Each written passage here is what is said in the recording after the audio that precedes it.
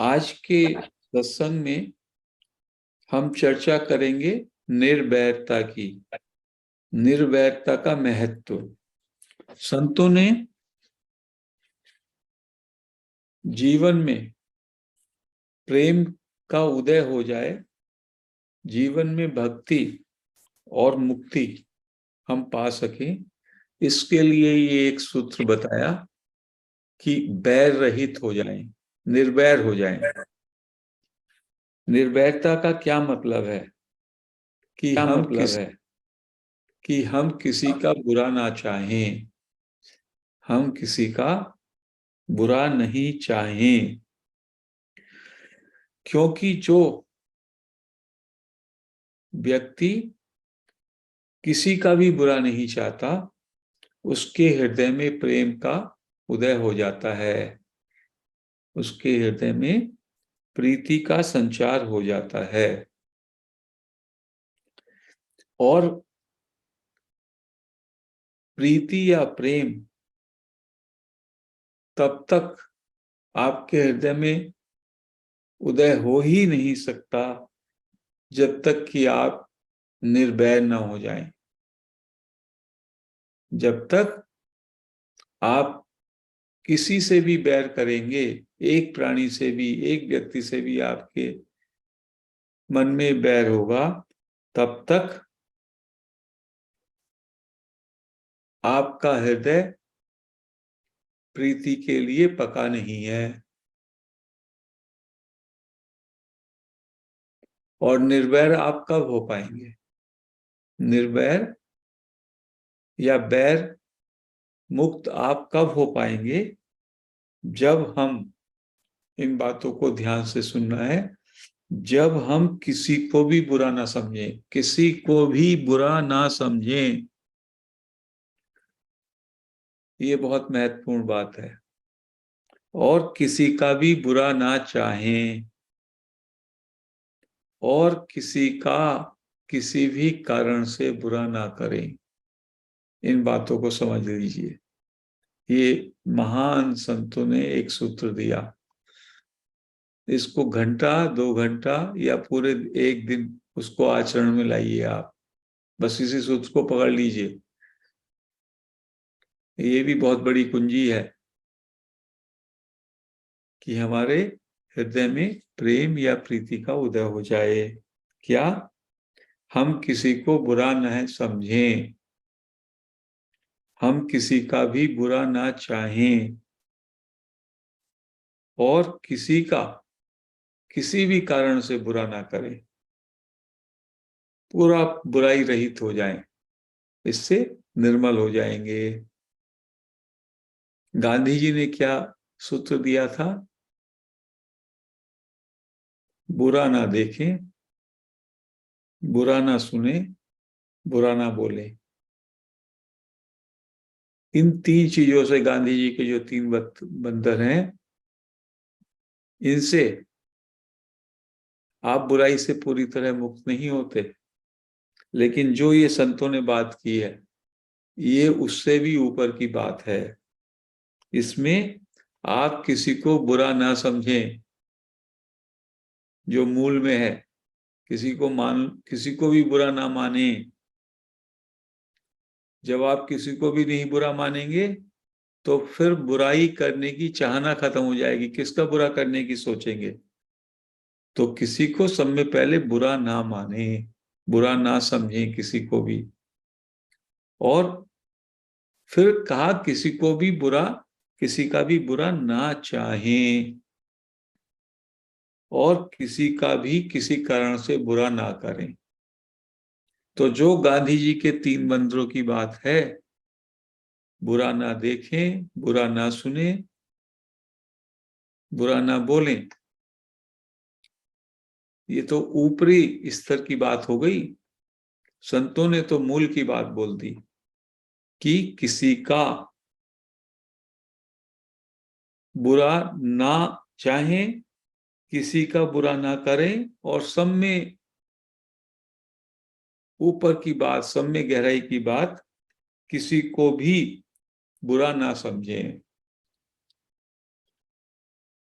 तो इससे आपके जीवन में बुराई पूरी तरीके से समाप्त हो जाएगी। और इसका परिणाम क्या होगा? कहते हैं जैसे ही आप निर्वैर होंगे, जैसे ही आपके जीवन में ये निर्वैरता आ जाएगी, इन 3 बातों पर अमल करके, क्या अमल करेंगे? किसी को भी बुरा नहीं समझेंगे, किसी का भी बुरा नहीं चाहेंगे, और किसी का किसी भी कारण से बुरा नहीं करेंगे। तो इससे, इस निर्वैरता से आपके जीवन में मोह खत्म हो जाएगा, या मोह जनित सारे संबंध खत्म हो जाएंगे।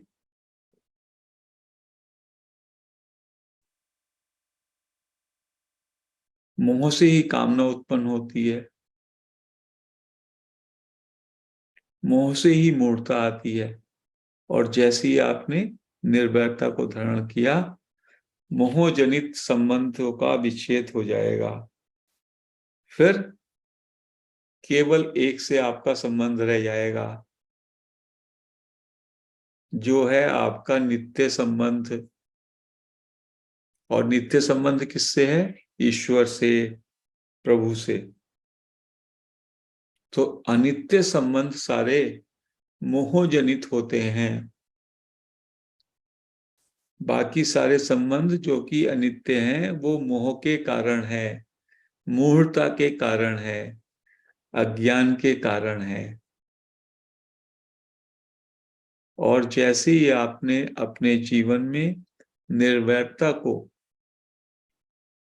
ग्रहण किया, निर्वैरता को अपने जीवन में आचरण में लाए, तो मोहजनित सारे संबंध समाप्त हो जाएंगे। और आपका संबंध प्रभु से, सर्व समर्थ प्रभु से, ईश्वर से आपका नित्य संबंध है, वो जुड़ जाएगा। और इसलिए आप भक्त बन जाएंगे ऑटोमेटिकली। जीव हृदय में प्रेम का उदय होगा, प्रीति का उदय होगा, और ईश्वर से मेरा नित्य संबंध है, इस बात का जो अभी हम सुनते हैं, इस बात का पूरी तरीके से अनुभव हो जाएगा, और हम सच्चे भक्त बन जाएंगे। और दूसरा क्या होगा? निर्वैर होने से दूसरी बात क्या होगी? मोह जनित जितने भी संबंध हैं, वो मिटने से संसार से आप मुक्त हो जाएंगे, जीवन मुक्त हो जाएंगे, संसार से भी मुक्त हो जाएंगे। इस प्रकार निर्वैरता अपनाने से मुक्ति और भक्ति दोनों आपके जीवन में आ जाएंगी। इसलिए संतों ने कहा कि जीवन में निर्वैरता का बहुत महत्व है। जब तक आप निर्वैरता को नहीं अपनाएंगे, तो न तो आपको मुक्ति मिलेगी, न तो आपको मुक्ति जिसकी आपको लालसा है, मुक्ति प्राप्त होगी, और ना ही भक्ति प्राप्त होगी। जैसे ही हम निर्वैर होंगे, जैसे ही हम निर्वैरता पे आचरण करेंगे, तो हम प्रभु से नित्य संबंध स्थापित कर लेते हैं। हमारा प्रभु से नित्य संबंध स्थापित हो जाता है, और हमारे जीवन में किसी भी प्रकार की जो जड़ता है वो नहीं रहती। प्रभु से संबंध स्थापित करने का क्या मतलब है? जो जड़ता है, जो अनित्य संबंध है, जो संबंधों को हमने माना हुआ है वो अनित्य है, असत है, वो जड़ता हमारे जीवन से खुद ही निकल जाएगी, सब जड़ता रहेगी नहीं। और हमारा प्रवेश प्रेम के साम्राज्य में हो जाएगा। अभी हम कहते हैं प्रेम प्रेम प्रेम, प्रेम क्या होता है उसका हमें ज्ञान ही नहीं है। क्या था मीरा का प्रेम, क्या था तुलसी का प्रेम, प्रेम होता क्या है, सच्चा प्रेम क्या होता है उसका हमें ज्ञान ही नहीं है। क्या था चैतन्य प्रभु का प्रेम। तो कहते हैं कि प्रेम के साम्राज्य में, प्रेम के साम्राज्य में प्रेम का ही आदान प्रदान है, प्रेम ही का आदान प्रदान होता है प्रेम के साम्राज्य में, जो भक्ति है, और वो रस रूप है। उसमें रस आता है, प्रेम का आदान प्रदान चलता रहता है। ये गहरी बात है, ये भक्ति की बात है। और इस रस को ही भक्ति रस कहा जाता है। इसी रस को भक्ति रस कहते हैं, जो प्रेम का आदान प्रदान चलता है। एक और गहरी बात संत बता रहे हैं, प्रेम का उदय होने पर, जब निर्वैरता से आपके हृदय में प्रेम प्रेम का उदय होगा, तो एक ही दो मालूम होते हैं। हो तो जाते, होते तो आप एक हैं, लेकिन एक ही दो मालूम होते हैं। ये नहीं है वास्तव में कि दो होने पर प्रेम होता है, लेकिन चूंकि रस लेने के लिए प्रेम में दो होने चाहिए, प्रेम का आदान प्रदान होना चाहिए, इसलिए एक ही दो प्रतीत होते हैं, एक ही दो हो जाते हैं। और इसीलिए सनातन धर्म में राधा कृष्ण, सीताराम, शिव पार्वती, इनको एक ही को दो रूपों में दर्शाया जाता है। ये सभी, ये जोड़ी एक दूसरे से अभिन्न है, इनका विहार नित्य है।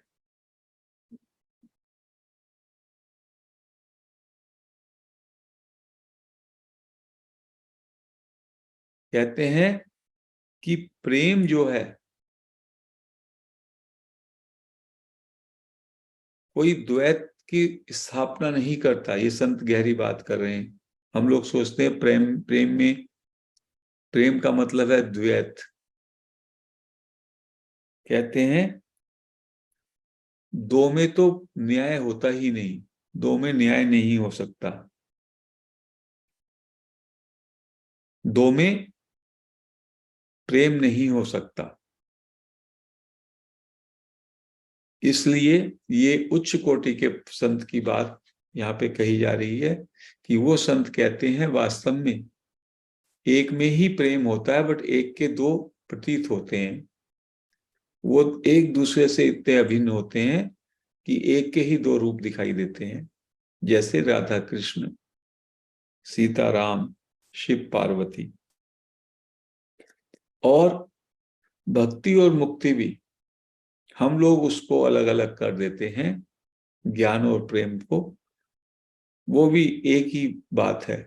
वास्तव में संतों ने कहा ज्ञान भक्ति से पृथक नहीं, और भक्ति ज्ञान से पृथक नहीं। भक्ति और मुक्ति का, भक्ति और मुक्ति का विभाजन नहीं हो सकता। भक्ति और विभाजन, भक्ति और मुक्ति को हम अलग अलग नहीं कर सकते, क्योंकि जो मुक्त है वही भक्त हो पाता है, और जो भक्त है वही संसार से मुक्त हो पाता है। शरीर और संसार से मुक्त हुए बिना क्या आप प्रभु को अपना मान सकते हैं? और क्या प्रभु का होकर रह सकते हैं?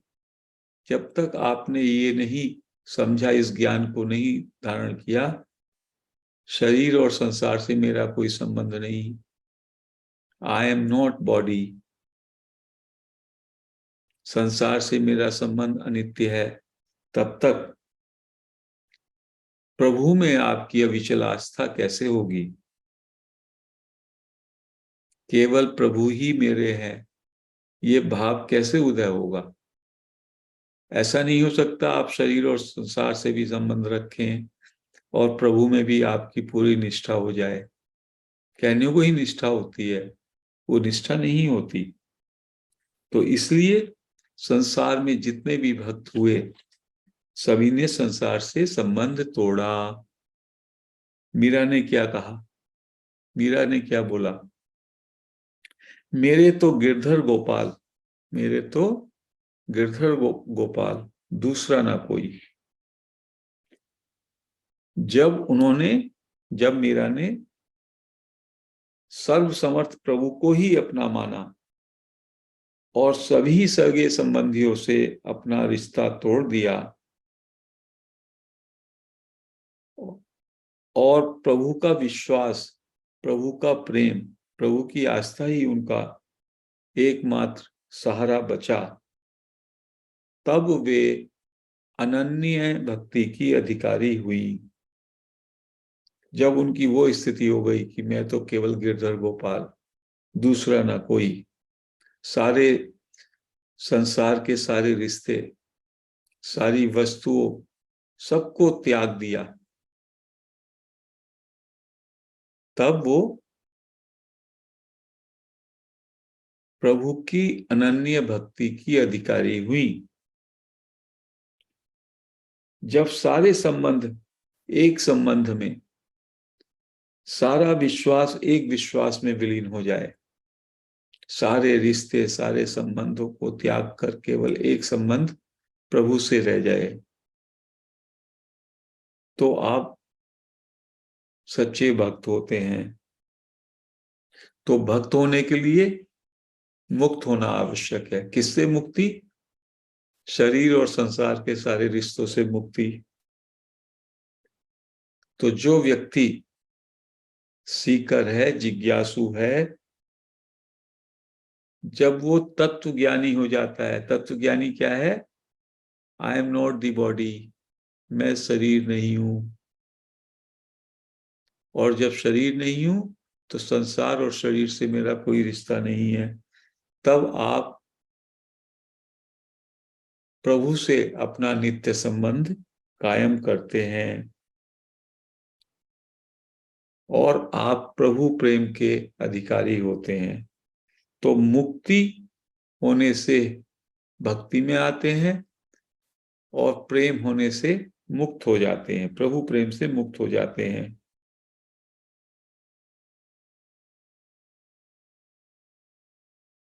जैसे ही निर्वैरता से व्यक्ति